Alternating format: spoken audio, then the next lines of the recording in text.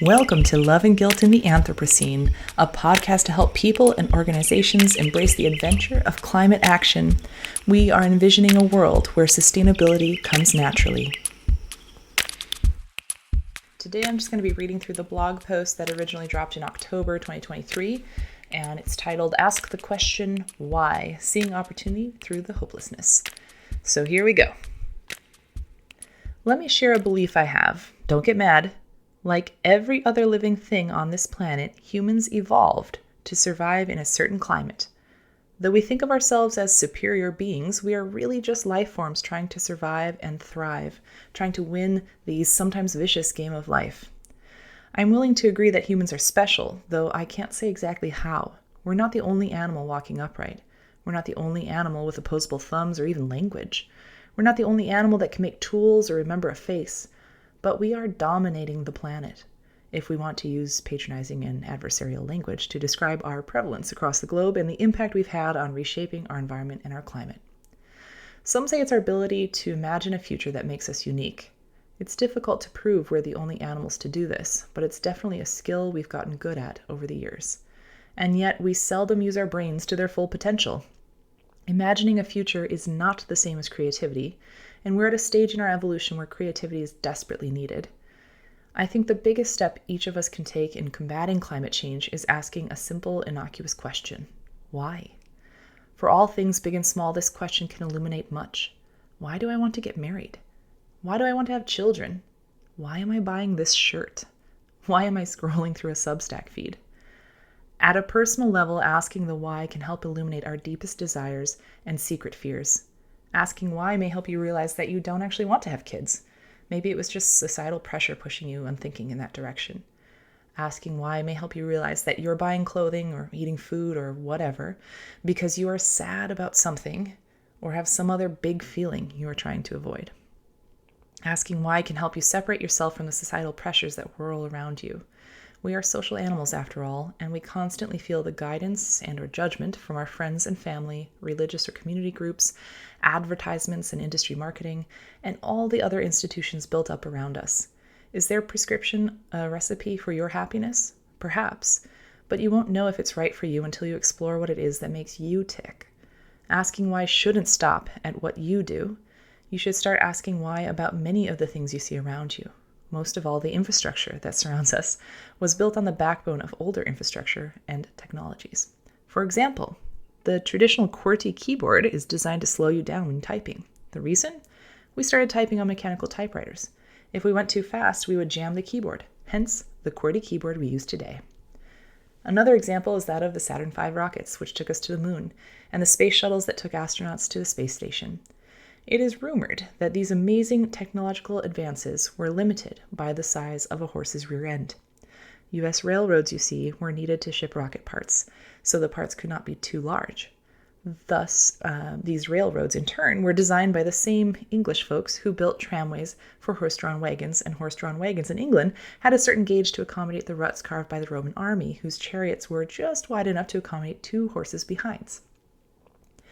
When a country builds new infrastructure, it's hard to anticipate what that road or water system might have to weather over its lifespan. Many large U.S. cities struggle with combined sewer systems, or storm drains that combine with sewer drains before going to wastewater treatment plants. It was all well and good when they built the first, but as cities expanded and switched to hard surfaces that don't absorb water, like concrete, asphalt, and tar roofs, wastewater treatment plants found themselves unable to handle the literal storm surges in the lines. Most cities built venting infrastructure to prevent raw sewage from backing up into streets or into people's homes.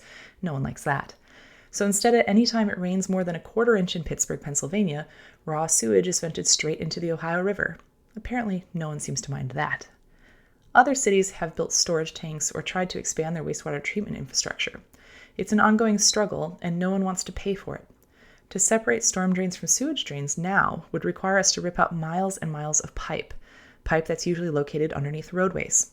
The financial and political costs are too much, so we continue to dump raw sewage in the Ohio River 1 out of every 4 days.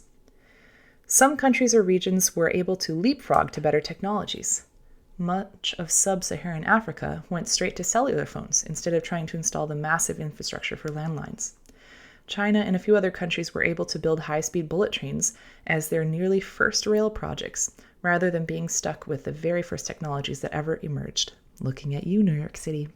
The unfortunate and often tragic aftermath of warfare does offer the silver lining of a clean infrastructural slate.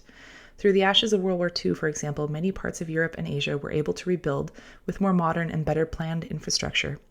This could mean, though it might not, that any space vehicles built in these parts of the world are not limited by the width of a Roman horse's butt. So stop and ask questions, because what we do is built on a long history of how we have done things, and how we have done things won't get us through the future. Asking why is crucial for sustainability. Sometimes there's physical infrastructure, like roads and sewer lines, that make it really hard to change. Sometimes there's social pressure that can feel just as difficult to overcome.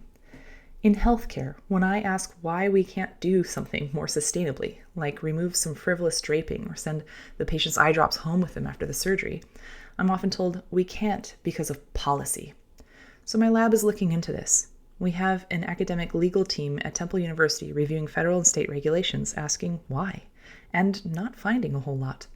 What it's all boiling down to is what the Temple team call folklore, which is to say, it's just the way people are doing things. There's no hard regulation, probably no hospital policy. It's just how the first nurse did it, so it's how it will be done forever. We're also interviewing various workers in our health system. Why, we ask. Depending on the expertise, they may or may not have some answers. The nurses say, that's an infection control concern. The infection control officer says, oh, it's not a problem. Our policy actually says removing the drape on the back table in the operating room and wiping it with a sanitizing wipe is equivalent to using the drape. We found that it's such a complicated system, the right information may not be getting to the right ears. In addition, very few people want to stick their necks out to buck the status quo, but buck we must. When you start asking why, you realize we do a lot of things without really thinking them through. Once we understand the whys, we can start to change them and make them better. Thank you for listening. If you want to embrace the adventure of climate action, subscribe to our podcast and check out our Love and Guilt in the Anthropocene blog at clinicallysustainable.substack.com.